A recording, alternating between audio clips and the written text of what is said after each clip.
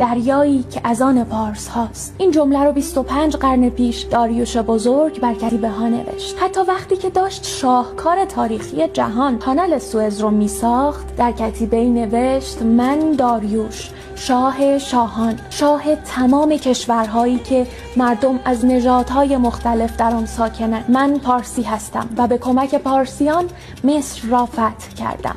امر کردم که راه‌آبی بسازند از نیل مصر تا دریای فارس. و همین شد که خلیج پارس یکی از مهمترین راه‌های تجاری محسوب می‌شد. تجارت طلا و ادویه، فرهنگ و دانش. این دریا به دلیل موقعیت فوق‌العاده‌ای که داشت همیشه مرکز توجه بود.